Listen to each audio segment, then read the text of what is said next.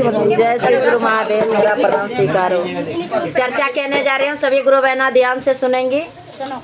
एक शिष्या बहन थी और वो मतलब 15-16 साल की लड़की थी जब से उसने गुरु का ज्ञान लिया था। और गुरु का ज्ञान लेने के बाद वो अच्छे घर बार उसको मिला महादेव की कृपा से।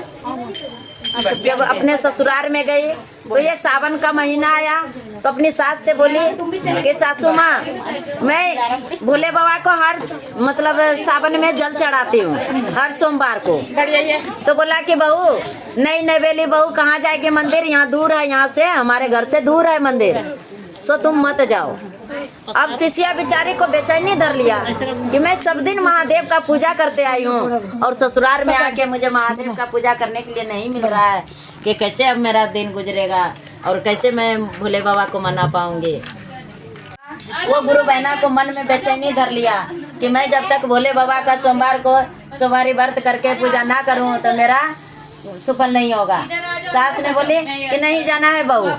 तो बोला कि सासू माँ देखिए ना, घर में पानी नहीं है, पहले कुआं दूर हुआ करता था। तो बोले कि सासू माँ घर में पानी नहीं है तो मैं घड़े में पानी लेके आती हूँ। वो बेचारी बाहर निकली तो महादेव ने उसको रास्ता दिखाया कि यहीं से तुम जल चढ़ा के आ जाओ। घर से नहीं निकलने देती है, कम से कम जल के बहाने तुम पूजा करके आओ। तो उस कुएं पे 2 लड़की आई, उसके पास सब कुछ मतलब पवन प्रसाद सब था, भोले बाबा का सोमवारी रखी थी शिव गुरु का। तो वो जा रहे थे तो उसको बोला कि ए बहन तुम पूजा करने जा रही हो, मेरी सास ने तो मुझे मना किया है, कैसे जाऊं मैं, मेरे पास तो कुछ सामग्री नहीं है। तो उसने बोले कि बहन तुम मेरा जो फल फूल लाई हूँ तुम मेरे में से तुम पूजा कर लेना, तुम भी चलो मेरे साथ। तो वो क्या करी, अपना घड़ा में भर के पानी ले ली जल और उसके बाद मंदिर में चली गई। तो उसी का पान प्रसाद चढ़ा दिया भोले बाबा को। ऐसे करते करते उसका 5 सोमवार पूरा होने वाला था। तो उस दिन कहा कि हर सोमवार को वो जल्दी तैयार होके चली जाती थी और सास से बोलती थी कि आ रही हूँ मैं पानी लेके। तो पानी लेने के बहाने वो भोले बाबा को जल चढ़ाते थे और दूसरे का फल प्रसाद चढ़ा देते थे। जब 5वां सोमवार आया तो बोली कि आज तो क्या कहते सब दिन मैं दूसरे का सामान से पूजा किया, पर आज मुझे भी कुछ गुरु को दान करना चाहिए, कुछ चढ़ाना चाहिए। क्या चढ़ाऊंगी मैं तो कुछ भी नहीं लेके आई। तो उसने क्या करा कि अपना नाक का नथुनी खोल के और बाबा को चढ़ा दिया। कहा बाबा मेरे पास तो कुछ नहीं है, सो मैं सब दिन दूसरे का प्रसाद से मैंने आपका पूजा किया, आज मैं अपना नथुनी ही आपको दान कर रही हूँ, सो आप मेरा पूजा स्वीकार करना। इतना बोल के वो बेचारी अपना घर आई और घूंघट में ही और जल भर के लिए आई घर में। तो घूंघट में थी इतना ऐसे। जब सास को खाना उना देने गई तो सास बोले कि बहू आज बहुत घूंघट में है तू, घर में कौन है, कोई नहीं है, सास से क्या घूंघट करना, तुम अच्छे से मुझे भोजन वोजन दो। तो बोला नहीं सासू माँ, आप भी तो एक सास हैं हमारे, तो आपसे भी पर्दा करना चाहिए, क्योंकि उसने नाक का नथनी दान किया। भाई सास देखेगी तो बोलेगी बातें, इस वजह से वो नहीं खोल रहे थे घूंघट। तो सास ने बोले बहू क्या बात है, खोलना घूंघट, क्या है, कोई नहीं है यहाँ पे, कोई नहीं है, कौन है यहाँ पे, मैं ही हूँ, तेरा पति है, और कौन है, ऐसे बोल दी। तो बहू को बेचारे के नाक में जैसे नहीं देखा, देखो नाक में नहीं पहनो ना औरत तो बहुत बेकार लगते हैं।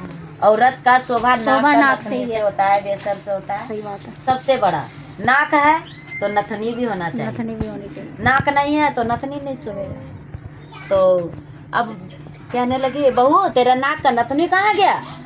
तो बोले कि सासू माँ मैं तो पानी लेने गई थी, हो सकता है महादेव को पहले सुमर लिया, हे महादेव हे शिव गुरु मैं तो झूठ बोल रही हूँ, मेरे झूठ को माफ़ करना। अब सास से नहीं झूठ बोलूँगी तो मेरा तो बहुत बड़ा ये डांटेंगी, कुछ भी बोल सकती हैं, सास है भाई। तो महादेव को सुमर ले और उसके बाद कही सासू माँ मैं पानी लेने गई थी, हो सकता है रास्ते उस्ते में किसी तरह गिर गया होगा, और गोबर पाथने गई थी, जैसे गोबर का कंडे बनाते हैं, बोला वही पाथने गई थी, हो सकता है कि वहाँ गिर गया हो। तो बोले कि बहू बहुत बड़ा नाक का था, इतने का था, हो गया, चल उसको ढूंढते हैं। पहले तो इनारे पे गई कुएं के पास, पर नहीं मिला, वहाँ दान कर दिया तो कहाँ से मिलेगी। तो फिर यहाँ पे जब आई कंडे के पास। तो बोले कि सासू माँ चलिए आप भी देख लीजिए, तोड़ तोड़ के कहीं निकल जाए, कहीं मिल जाए, यही खो गया होगा, पता नहीं मुझे, जाने महादेव। वो बार बार यही कहे, जाने महादेव, जाने महादेव। उसके बाद जैसे बहू ने तोड़ा तो उसमें नथनी मिल गया, सास ने तोड़ा उसको नथनी मिल गया। कहा कि सासू माँ मिल गया नथनी, वो कहे कि हाँ बहू मेरे को भी मिल गया नथनी। अब तो कहे कि ये कैसे हो सकता है कि नथनी तो एक खोया, मिल गई दो। इसमें तोड़ रही हूँ तो इसमें मिल रहा है, मैं तोड़ी हूँ तो मुझे मिला, तो कैसे ऐसे कैसे हो सकता है, तेरा नथनी तो एक खोया था। तो जाने महादेव सासू माँ, पता नहीं मुझे, और उसको सब पता है कि मैंने वहाँ दान किया, लेकिन उसको भी चमत्कार लगने लगा कि ये गोबर में कैसे आया, मैं तो वहाँ भोले बाबा को चढ़ाई थी। तो सास ने बोली बहू एक आध दो और तोड़ के दे, सारे में निकलने लगा। तो सास ने तोड़ना शुरू कर दिया, सारे उपले तोड़ दिया जितना वो पाठी थी, तो सब में मिला। तो कहा कि सासू माँ अपना तो एक ही नथनी है, क्यों आप इतना इतना बर्बाद कर रहे हैं, क्यों ऐसा लालच बढ़ा रहे हैं। तो बोला बहू तुम मुझे सच बात बता कि क्या बात है, रहस्य क्या है, सो ऐसा क्यों चमत्कार कैसे हुआ। तो बोला कि ये तो महादेव ही जाने सासू माँ, महादेव ही जाने। तो बार बार बोले, तो बोले कि ठीक है महादेव ही जानेंगे, तो तू मुझे सच बता, तुझे मैंने सावन का सोमवारी में कभी जल चढ़ाने नहीं दिया, इसके पीछे क्या राज है, तू मुझे बताओ। तो बहू ने सारे बात बता दिया कि सासू माँ आप जाने के लिए मुझे मना किया, लेकिन मैं कुएं पे आती थी पानी के बहाने, भोले बाबा को जाके जल चढ़ाती थी, और एक दो बहन आती थी, उसी का पान प्रसाद में चढ़ाती थी।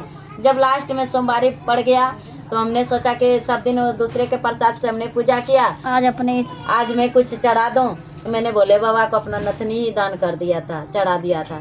ये तो महादेव का चमत्कार जो इतना सारा निकला, ये तो उन्हीं का चमत्कार है। तो बोला कि बहू मैं आगे से तू भी जल चढ़ाइयो, मैं भी जल चढ़ाऊंगी और सारे समार्गी से दान करूंगी। ऐसा सास के भी भाव जग गया, और महादेव का खूब धूमधाम से सावन में दोनों सास बहू ने पूजा पाठ करने लगे। तो इसलिए कहते हैं कि सावन में जरूर पूजा पाठ करना चाहिए। तो इसलिए ये